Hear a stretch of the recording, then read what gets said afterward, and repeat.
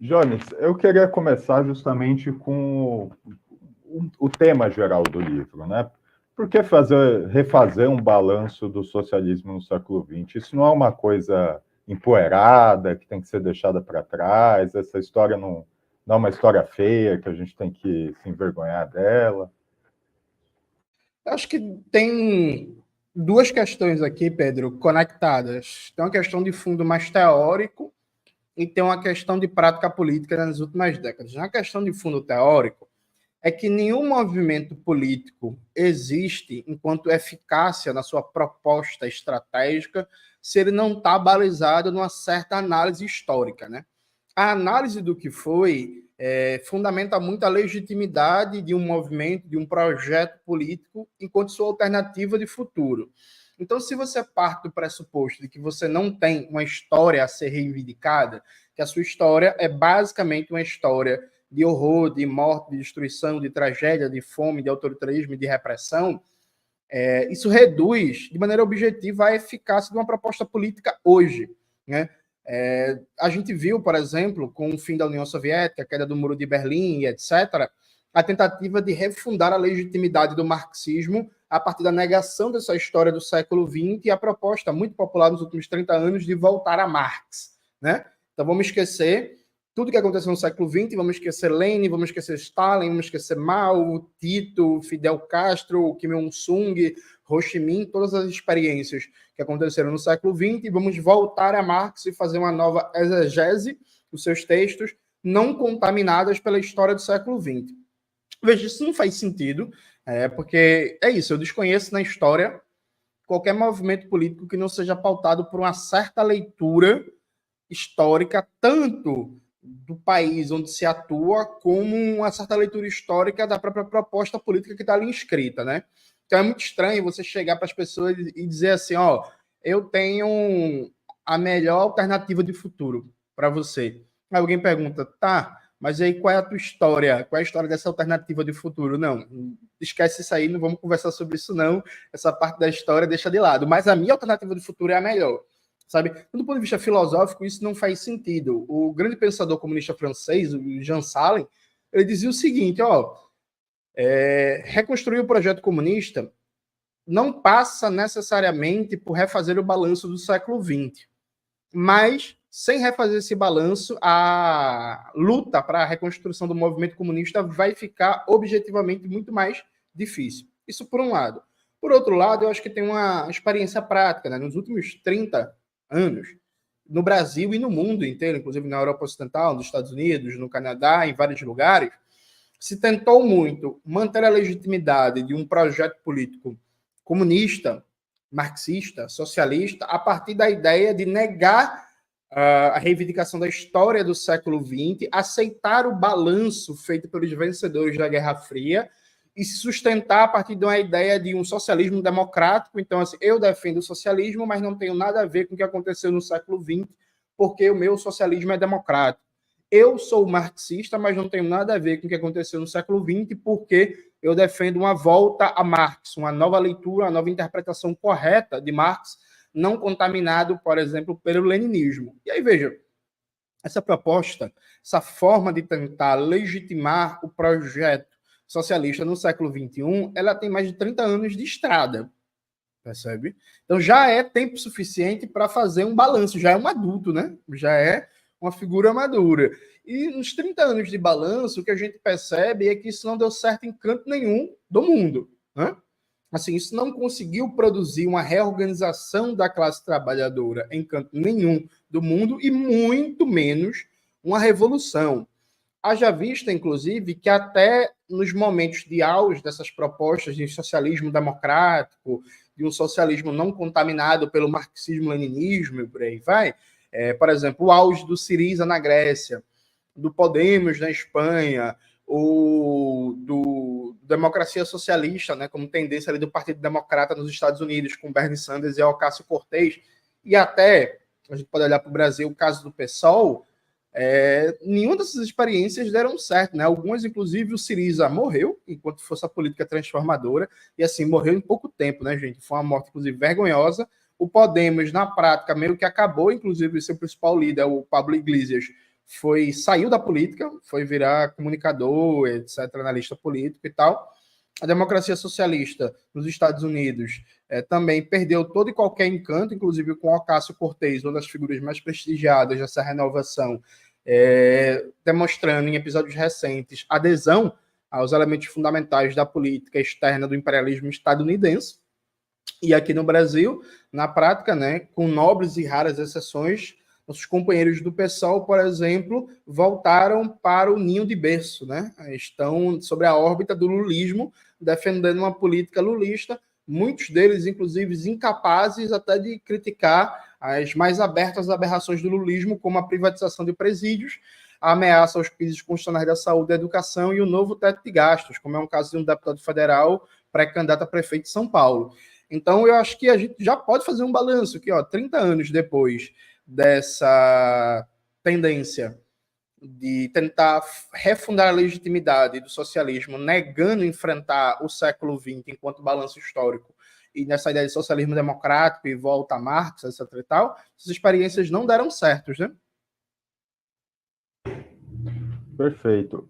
Uma das figuras que enfim, é uma figura para fazer um balanço crítico do balanço da Guerra Fria do século XX, você não poderia escapar, mas que você dedica um capítulo ali no livro, é o Stalin, né?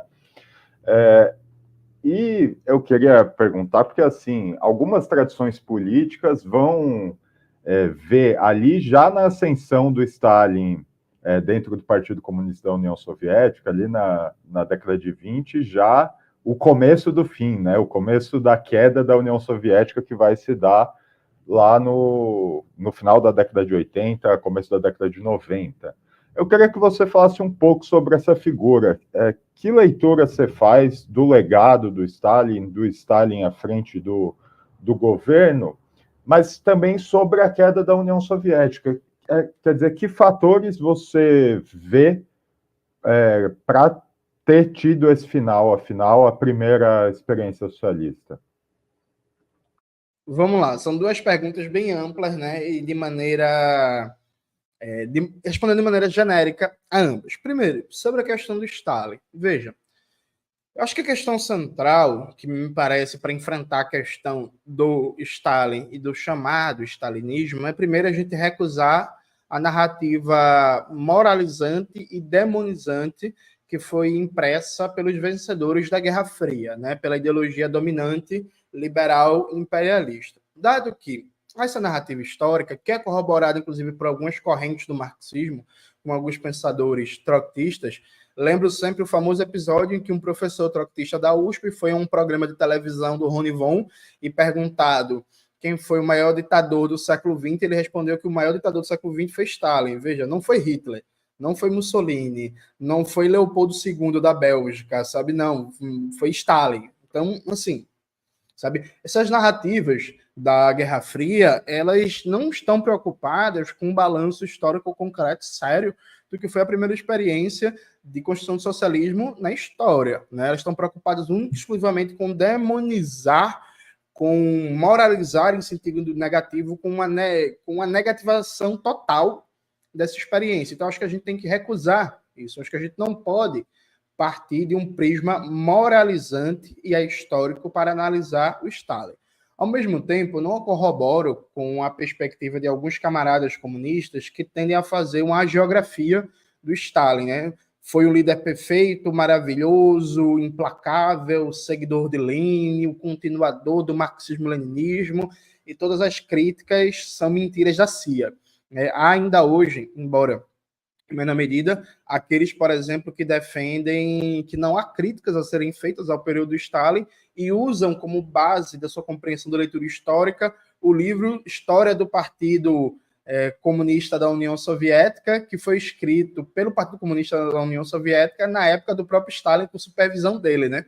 Então, o balanço crítico sobre o Stalin tem como pressuposto de base um livro que foi supervisionado pelo próprio Stalin. Esse procedimento, evidentemente, também não é adequado para uma leitura científica. Me parece que a gente tem muitas críticas a fazer de erros crassos que foram cometidos na União Soviética, e aí cito duas, só para a gente avançar no debate. Primeiro, sobre a direção do Stalin, se tratou questões teóricas como a questão de segurança de Estado, e houve uma militarização da pesquisa científica e das ciências humanas, o que foi trágico para a experiência soviética, e o que, inclusive, não aconteceu na China, nem em Cuba, por exemplo. Eu acho que explica, inclusive, porque China e Cuba estão de pé e a União Soviética não.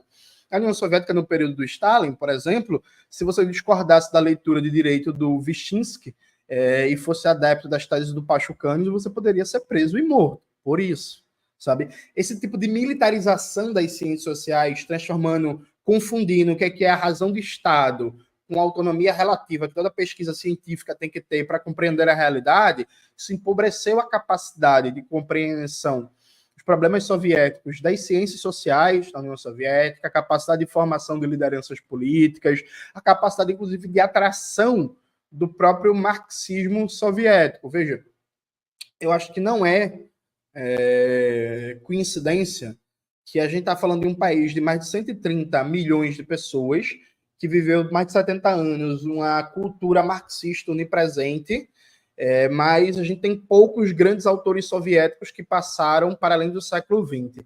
Isso não só é fruto da propaganda burguesa, percebe, do apagamento desses autores. Claro, esse apagamento existe, óbvio, né?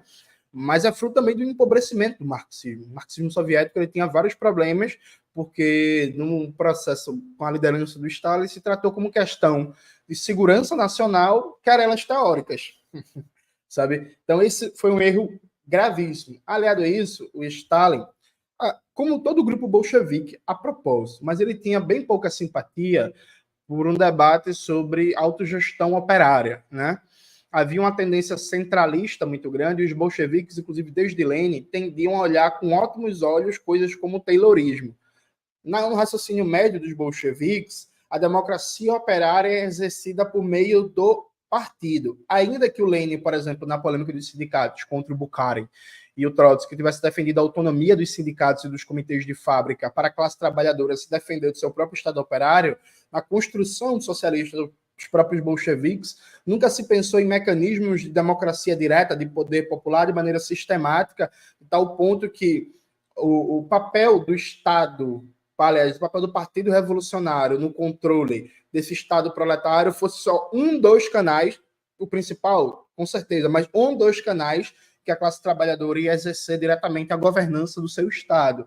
Isso levou a uma série de problemas, porque à medida que o partido se burocratiza, vai perdendo vitalidade e acaba passando por um relativo processo de oligarquização, os mecanismos de participação popular, de crítica, de renovação, de inventividade institucional vão se esvaziando cada vez mais, ao ponto de que, quando a União Soviética supera a sua fase de desenvolvimento econômico extensivo e precisa entrar na fase do desenvolvimento econômico intensivo, com um processo de urbanização, industrialização consolidado, por exemplo, o partido é incapaz de ser um meio de formular inovações institucionais para reformar a planificação econômica, e você tem mudanças que depois são descontinuadas e que voltam, uma bagunça generalizada desde a era Khrushchev até a era Brezhnev, e que depois vai desaguar nos debates da perestroika e da glasnost já com Gorbachev.